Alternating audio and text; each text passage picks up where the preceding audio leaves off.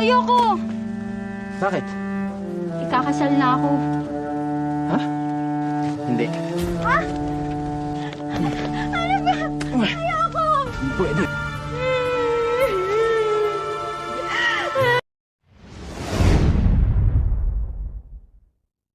Sa isang mapayapang baryo ating makikilala ang isang berhen na dalaga na nagngangalan namang Iris. Kasamang naninirahan ni Iris sa kanilang munting tahanan ay ang kanyang bunsong kapatid at kanyang mga magulang. Subalit ang ama nitong si Ben ay may problema na sa paglalakad dahil na aksidente ito. Sa kalagitnaan ng kwentuhan ng magpamilya may biglang maririnig sila na tila sasakyan na huminto. Excited na pinuntahan naman ito ni Mang Ben dahil alam nito nakikita na naman siya. At sa inaasahan nga nito na may isang lalaki ang naroon na tila na plata ng kotse dahil nagulungan ang pako na siyang sinadyang nilagay nga sa daan ni Mang Ben. Dahil doon inaya ni Mang Ben ang lalaki sa kanilang bahay para doon aayusin ang gulong. Nang makita naman ni Iris ang lalaki sa unang pagkakataon tila ito ay namangha dahil sa angking gandang lalaki nito. Habang inaayos naman ni Mang Ben ang gulong ng kotse at itong lalaki ay umalis doon na tila may nais itong makita.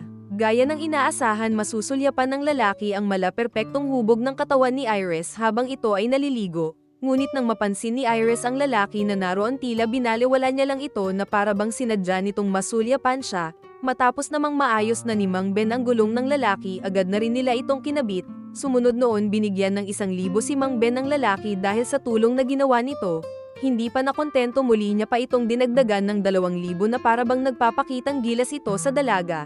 Labis tuloy ang naging saya ni Mang Ben dahil sa nangyari at madadagdagan na rin ang pangbili nila ng mga binibenta nila sa palengke.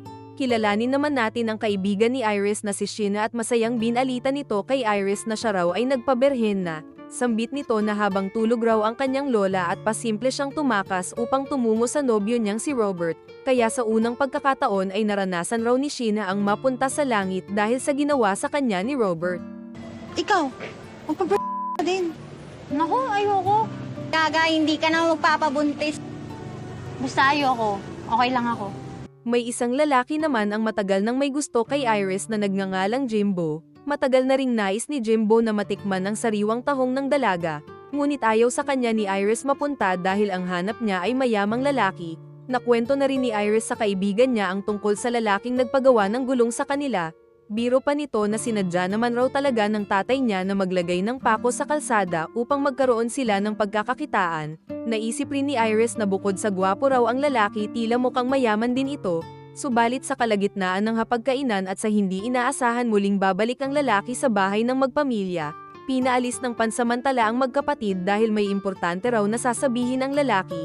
Sambit ng lalaki na nagpakilala namang Joaquin na gusto niya raw maging asawa si Iris. Dahil doon nagulat ang mag-asawa sa sinabing iyon ni Joaquin na para bang wala sa sarili. Ngunit biglang sinabi ni Joaquin na magbibigay raw siya ng 2 milyon kapalit ng anak nilang si Iris. 3 milyon. Ano tingin mo sa anak namin? Bihik? 5 bilyon. 5 milyon? Nang tinaas sa 5 milyon ni Joaquin ang kanyang offer may isang hiling rin ito, sambit niya sa mag-asawa na ibibigay niya lang ang 5 milyon basta raw donselya pa si Iris. Ang ibig sabihin naman ng donselya ay isang uri ng babae na malinis pa at higit sa lahat na ito ay berhen pa. Hindi naman nagustuhan ni Mang Ben ang mga sinabing iyon ni Joaquin kaya pinaalis niya na lang ito. Sa ginawang pagtanggi na iyon ni Mang Ben sa offer ni Joaquin labis na nadismaya naman si Rosa. Pilit niya kasing pinaglalaban na sa laking pera na iyon ay mapapag-aral na raw nila ang kanilang anak, kasabay noon ay mapapatingin na rin nila sa doktor ang isang paa ni Mang Ben na matagal nang paralisado. Ngunit biglang lalabas doon si Iris at sinabing gusto niya raw tanggapin ang offer ni Joaquin.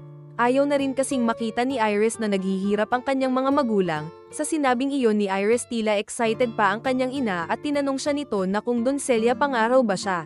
Ayoko po mapangasawa ko. Mahirap din kagaya sa atin. Birhen ka pa ba? Opo. Hindi, nagtatanong lang ako kasi yun ang kasunduan namin.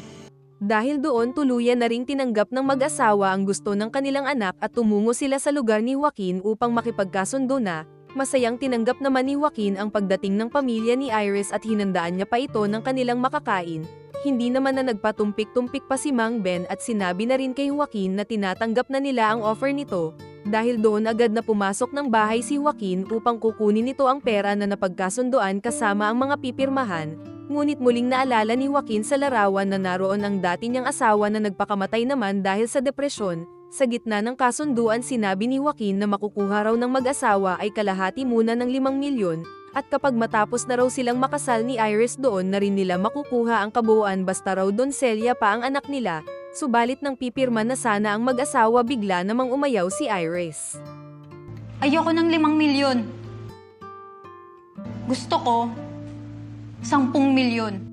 Sa hiling na iyon ni Iris hindi naman nagdalawang isip si Joaquin at agad nitong binago sa kontrata ang presyo para gawing 10 milyon. Matapos magkasundo ang dalawang panig hinatid na rin ni Joaquin ang pamilya ni Iris pabalik sa kanilang bahay. May isang beses na pumunta si Sheena sa bahay ni Iris ngunit nanay niya lang ang naroon. Sinabi na rin ni Rosa sa kaibigan ni Iris na hindi na rin daw magtitinda ang anak niya sa palengke.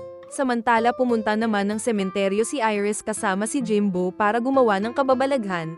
Bagaman may nangyayari sa dalawa ng palihim ngunit hanggang halik at himas lamang ang pinapagawa ni Iris sa kanya ni Jimbo. Subalit sinabi ni Iris kay Jimbo na iyon na raw ang kanilang huling pagkikita dahil ikakasal na siya. At dahil sa sinabing iyon ni Iris tila hindi iyon natanggap ni Jimbo kaya puwersahan nitong ginamit si Iris. Sambit pa niya na wala raw dapat makauna kay Iris kundi siya lamang. Kaya ang matagal nang iniingatan ni Iris na pagkaberhen ay puwersahang kinuha ni Jimbo.